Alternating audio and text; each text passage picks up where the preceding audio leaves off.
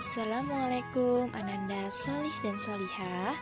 Bagaimana kabarnya pagi ini? Apakah sudah sarapan? Sudah sholat duha? Sebelum belajar, marilah kita berdoa agar pembelajaran kita hari ini mendapat keberkahan dari Allah Subhanahu wa Ta'ala. Ananda yang beriman, hari ini kita akan melanjutkan pembelajaran tematik kita. Tema 7, peristiwa dalam kehidupan. Subtema 3, peristiwa mengisi kemerdekaan pada pembelajaran 3 dan 4.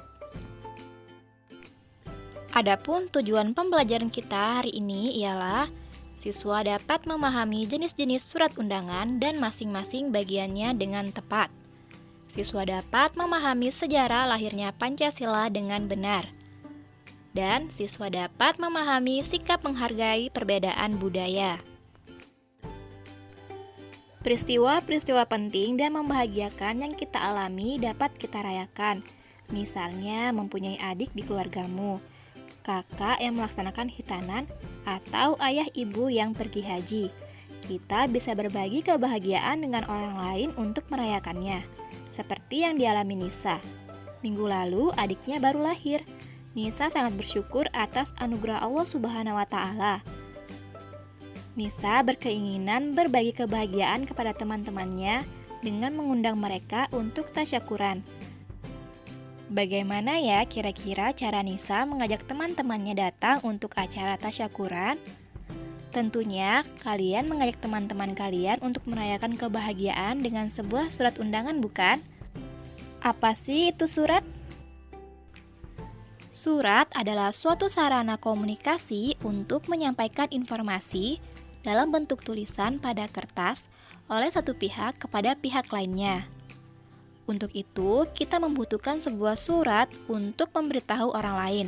Surat yang berisi pemberitahuan atau kesediaan seseorang untuk menghadiri suatu acara atau kegiatan berupa surat undangan. Surat undangan ditulis menggunakan kalimat efektif, singkat, padat, dan jelas. Ada 3 jenis surat undangan. Yang pertama adalah surat resmi, kemudian surat undangan setengah resmi, dan surat tidak resmi. Seperti apa ya surat-surat tersebut? Yuk, simak penjelasan berikut ini. Yang pertama, surat resmi. Surat yang dikeluarkan oleh perseorangan, organisasi, maupun instansi tertentu yang sifatnya formal dan berkepentingan resmi. Surat resmi dibuat dalam berbagai kegiatan resmi, seperti di sekolah, dinas, atau di berbagai instansi pemerintah. Contoh undangan rapat wali siswa, undangan pengambilan rapor, dan lain-lain. Kemudian yang kedua ada surat undangan setengah resmi. Surat undangan yang dibuat oleh perorangan dan ditujukan kepada perorangan maupun instansi organisasi untuk menginformasikan kegiatan pribadi orang tersebut. Misalnya surat undangan lamaran pekerjaan. Dan surat tidak resmi. Surat ini dikeluarkan oleh perorangan kepada orang lain. Jika bahasa yang digunakan dalam surat masih menggunakan bahasa sehari-hari, maka itu disebut surat tak resmi. Contohnya adalah undangan tasyakuran, undangan tasyakuran akikah, dan lain-lain. Dalam menulis surat undangan, perlu diperhatikan hal-hal sebagai berikut. Kalimat yang ditulis cukup jelas dimengerti oleh pembaca surat dan tidak mengandung kosakata yang tidak lazim atau terlalu sulit. Kemudian, kalimat yang dibuat pada isi surat menggunakan kalimat yang ringkas, padat, jelas, dan tidak berlebihan. Ananda yang solih dan solihah, kita akan mengulang kembali ya bagian-bagian surat agar kalian semakin memahaminya. Berikut ini adalah bagian-bagian yang terdapat dalam surat resmi. Yang pertama ada kepala surat atau kop surat.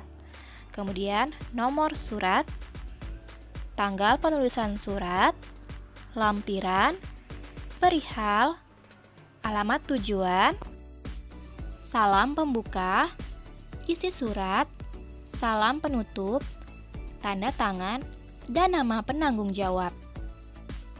Nah, sekarang kita akan bahas fungsi masing-masing bagian surat resmi tersebut.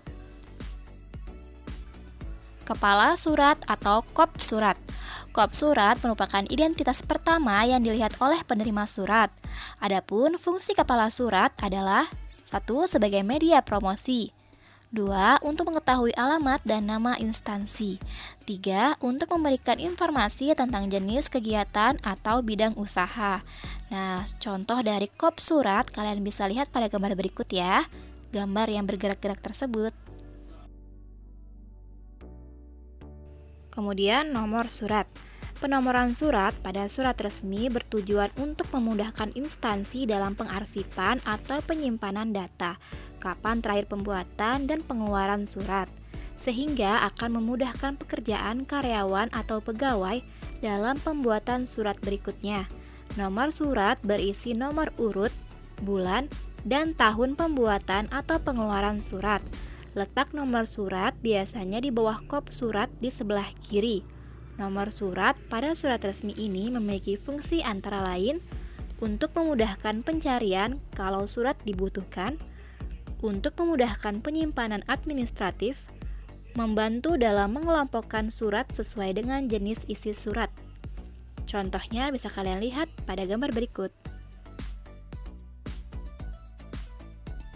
Selanjutnya, tanggal penulisan surat. Tujuan dari penulisan tanggal pada surat resmi agar penerima bisa mengetahui kapan surat tersebut dibuat. Dengan adanya tanggal penulisan, maka akan diketahui masa berlakunya surat tersebut. Kemudian, lampiran. Untuk lampiran dalam surat berfungsi untuk menunjukkan jika ada dokumen penting sebagai penunjang surat tersebut. Contohnya bisa kalian lihat pada gambar berikut. Hal ini menunjukkan jika surat itu menyertakan satu lembar dokumen di dalam surat tersebut. Lalu, perihal. Perihal berfungsi untuk menunjukkan kepada penerima tentang pokok dan maksud serta tujuan pengiriman surat.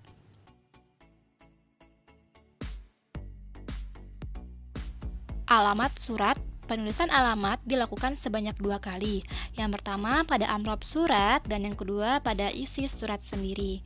Kemudian salam pembuka. Salam pembuka berfungsi sebagai pembukaan sebelum sampai ke inti atau pokok isi surat. Contoh kata-kata salam pembuka seperti Assalamualaikum. Selanjutnya, isi surat. Isi surat adalah pokok-pokok atau inti yang sedang dibahas tertuang di dalam isi surat. Bagian-bagian isi surat yaitu bagian pembuka, bagian inti, dan bagian penutup. Pembuka sebagai pengantar untuk pembaca sebelum mengetahui inti surat. Inti berisi bagian utama yang akan disampaikan. Sedangkan bagian penutup menandai jika uraian pokok yang akan disampaikan melalui surat sudah berakhir. Penulisan penutup pada surat resmi sebaiknya singkat namun tegas. Lalu ada salam penutup. Salam penutup berisi kata-kata penutup yang umumnya digunakan untuk menambahkan kesantunan di dalam berkomunikasi. Kemudian yang terakhir, tanda tangan dan nama penanggung jawab. Nama penanggung jawab adalah penanda jika nama tersebut yang bertanggung jawab dan dikuatkan dengan tanda tangan. Penanda tangan dalam surat harus sesuai dengan nama orang yang tercantum pada surat tersebut. Nah, kalian sudah paham bukan bagian-bagian surat? Sekarang, ayo tuliskan nama bagian-bagian surat pada surat berikut ini. Ada di buku kalian halaman 98. Setiap 1 Juni, kita memperingati lahirnya Pancasila. Pentingnya peran ulama dan pemimpin umat Islam saat kelahiran Pancasila. Terdapat 3 tokoh yang mengajukan perumusan Pancasila.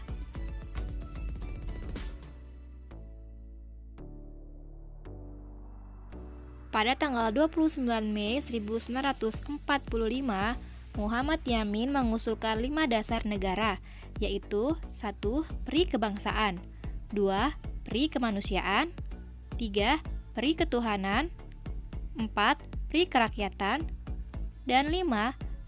Kesejahteraan rakyat.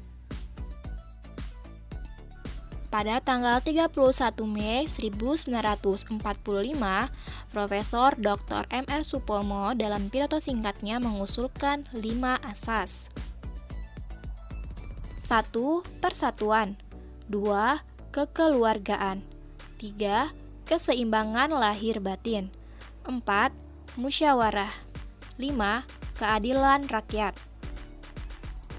Dan pada 1 Juni 1945, pada hari terakhir sidang BPUPKI tanggal 1 Juni 1945, Insinyur Soekarno berpidato tanpa teks tentang calon rumusan dasar negara Republik Indonesia, yaitu 1. Kebangsaan Indonesia, 2. Internasionalisme atau perikemanusiaan, 3. Mufakat atau demokrasi, 4. Kesejahteraan sosial, dan 5. Ketuhanan yang Maha Esa. Pada tanggal 18 Agustus 1945 disahkan Undang-Undang Dasar 1945 pada Sidang Panitia Persiapan Kemerdekaan Indonesia atau PPKI, termasuk pembukaan Undang-Undang Dasar 1945. Di dalam pembukaan Undang-Undang Dasar 1945 termuat isi rumusan prinsip dasar negara yang disebut Pancasila, tepatnya pada alinea keempat yang berbunyi sebagai berikut. Pancasila. 1. Ketuhanan yang Maha Esa. 2. Kemanusiaan yang adil dan beradab. 3. Persatuan Indonesia. 4. Kerakyatan yang dipimpin oleh hikmat kebijaksanaan dalam permusyawaratan perwakilan. 5. Keadilan sosial bagi seluruh rakyat Indonesia. Berkembangnya budaya masyarakat Indonesia yang beragam menunjukkan nilai-nilai Pancasila yang tercermin dalam landasan hidup masyarakat. 3 budaya ciri khas bangsa Indonesia antara lain gotong royong, musyawarah, dan toleransi. Betapa istimewanya Pancasila, bukan? Sila yang terkandung di dalamnya mampu merekatkan perbedaan dalam jalinan persatuan dan kesatuan bangsa. Perbedaan budaya sebaiknya tidak menjadi bahan perselisihan dan pertentangan. Kita harus menghormati budaya daerah lain. Hal ini bertujuan untuk menjaga ketentraman hidup dalam masyarakat. Nah, sikap yang dilakukan untuk menghargai budaya lain adalah sebagai berikut. Tidak membangga-banggakan budaya sendiri, tidak menjelek-jelekan budaya daerah lain, dan mau mempelajari budaya daerah lain, misalnya lagu daerah, seni tari, dan alat musik daerah. Di sekolah, tentunya kita memiliki teman dari berbagai daerah yang berbeda latar belakangnya. Keragaman harus disikapi dengan bijaksana agar tercipta kerukunan yang sesuai dengan semboyan Bhinneka Tunggal Ika. Berikut ini adalah sikap yang harus kita lakukan di lingkungan sekolah. Menghormati dan menghargai sesama teman, misalnya menerima perbedaan pendapat saat diskusi, menghargai kebiasaan teman, tidak mengucilkan teman. Jika teman memiliki kebiasaan buruk, kita tidak segan memberi contoh yang baik, memberi gelar dan panggilan yang baik, serta menegur bila melakukan kesalahan dengan bahasa lembut dan sopan. Menolong teman tanpa membedakan, misalnya membantu belajar jika kesulitan, menengok teman yang sedang sakit, dan meminjamkan peralatan sekolah kepada teman yang membutuhkan. Dan menumbuhkan semangat persaudaraan, misalnya saling mengingatkan dalam kebaikan, saling memberi semangat, bergaul dan bermain dengan penuh rasa cinta dan sayang, serta bertutur kata yang lembut dan tidak menyinggung perasaan dengan perkataan kotor. Perbedaan merupakan karunia dari Allah Subhanahu wa Ta'ala. Oleh karena itu, kita harus menerima keragaman suku bangsa dan budaya di sekolah maupun di masyarakat.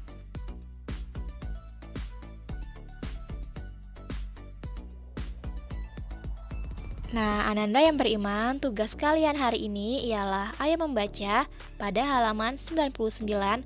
Bacalah teks yang berjudul Nilai-nilai Luhur Pancasila. Kemudian, ayo berlatih pada halaman 106 Isilah tabel dengan sikap dan perilaku yang akan kalian lakukan berdasarkan kejadian yang ada pada tabel tersebut. Alhamdulillah, pembelajaran hari ini cukup sampai di sini. Semoga apa yang kita pelajari dapat mudah kalian pahami.